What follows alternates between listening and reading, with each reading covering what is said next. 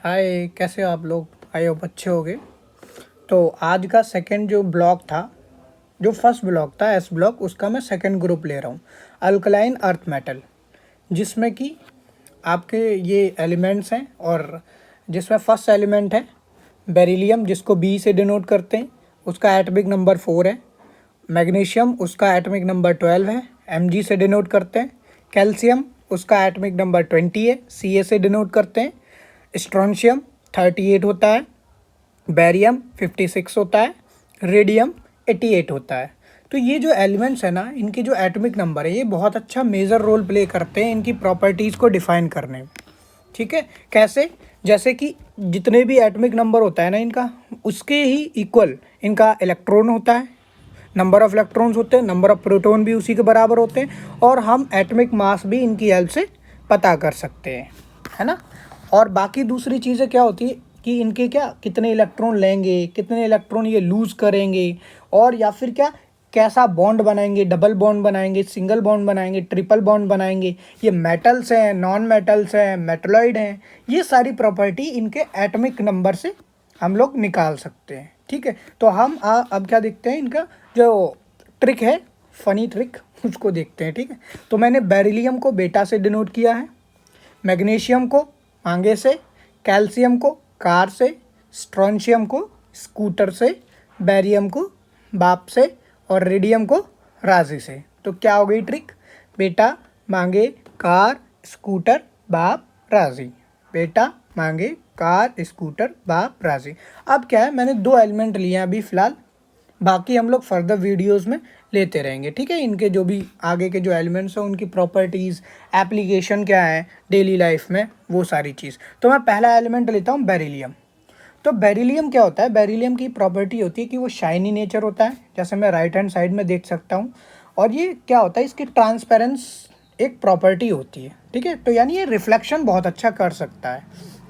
और इसका melting point और बॉइलिंग पॉइंट क्या होता है, काफ़ी लॉन्ग रेंज तक होता है। ठीक है, जल्दी क्या होते हैं, जल्दी मेल्ट भी नहीं होते हैं ना, बॉयल होते हैं आसानी से। ठीक है, यहाँ पे क्या इसकी मेल्टिंग प्रॉपर्टी यूज़ करी है, जो कि अबाउट 3000 के ऊपर होती है, 3000 कैल्विन, है ना। अब कैल्विन क्या, हम लोग जब केमिस्ट्री फिजिक्स वगैरह में पढ़ते हैं ना, तो हम डिग्री सेल्सियस से कैल्विन के टर्म्स में हम लोग सारे जो टेम्परेचर की कैलकुलेशन होती है ना, वो कैल्विन्स में ही करते हैं। ठीक है, तो अगर बेरिलियम है, तो बेरिलियम क्या होता है? बेरिलियम हमारी बॉडी में, लगभग सबकी बॉडी में पाया जाता है। ठीक है, कुछ अमाउंट्स में, लेकिन अगर इसकी अमाउंट, अगर क्वांटिटी ज़्यादा होगी हमारी बॉडी में, तो क्या ये क्या करेगा, कैंसर सेल्स को डेवलप कर देगा।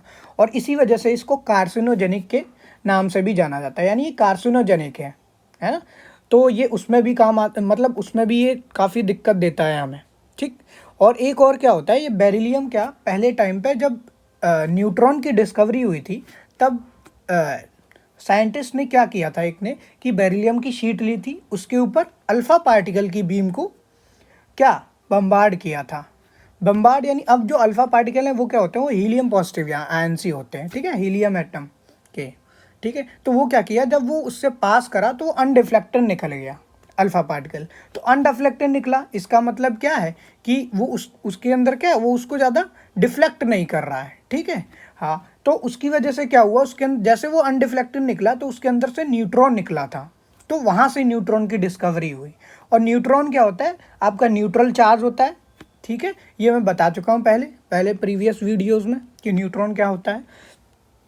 अब ये तो यहाँ पे आ गया। अब क्या है, ये बेरिलियम आपका यहाँ पे, ये जो जेम्स वेब स्पेस टेलीस्कोप है ना, इसमें भी इसका बहुत अच्छा यूज़ हुआ है। कैसे? अब ये जो इसमें मिरर्स यूज़ हुए हैं ना 18, वो जो है, जो अबाउट ऐसे 6.5 मीटर्स वाइड है, अबाउट बहुत बड़े हैं ये। ठीक है, और इनके अंदर क्या होता है, मिरर्स हैं जो कि बेरिलियम से कोटेड है, और मैग्नीशियम, वो गोल्ड आपका 48.25 ग्राम यूज़ किया गया है इसके अंदर। अब यहाँ पे बेरिलियम क्यों यूज़ हुआ है? अब मैं, जैसे कि जब हम स्पेस में होते हैं तो वहाँ पे बहुत तरह की रेडिएशंस होती हैं, हार्मफुल भी होती हैं बहुत तरह की, जो क्या अपने इस टेलीस्कोप को हार्म भी पहुँचा सकती हैं, और शायद हमारी जो हम लोगों का जो डेटा एनालिटिक्स है ना, उसके अंदर कुछ ना कुछ गड़बड़ी कर सकती है, और वो किया तो बहुत कुछ फ़र्क पड़ सकता है हमारी रीडिंग्स में, है ना। तो ये उसके लिए भी यूज़ किया है, ताकि कोई अगर रेडिएशन पड़े तो वो क्या तुरंत रिफ्लेक्ट हो जाए, जो कि पहली मैंने प्रॉपर्टी बताई थी इसकी, है ना, शाइनिंग प्रॉपर्टी है, ट्रांसपेरेंस है। तो उसकी एक हेल्प लिया है। और एक और क्या लिया है कि इसका जो मेल्टिंग पॉइंट है उसकी भी काफ़ी अच्छी रेंज है, 3000 केल्विन के ऊपर, है ना। तो उसका भी यूज़ किया। अब ये है किस लिए? अब ये इसलिए था कि ये about earth say about billions of light year दूर है, सन से भी है। अब इतनी दूर है, ऑब्वियसली ये दूर इसलिए रखा गया क्योंकि ये लो टेम्परेचर्स पे काम करता है। ये अबाउट 33 केल्विन पे काम करेगा, है ना। ये इतने पे काम करेगा, ताकि क्या करे, ये इसलिए इतने कम टेम्परेचर पे काम करवाया जा रहा है इससे, ताकि ये हर तरह की रेडिएशन को क्या कर सके, एब्जॉर्ब कर सके और उसके बारे में बात कर सके, है ना।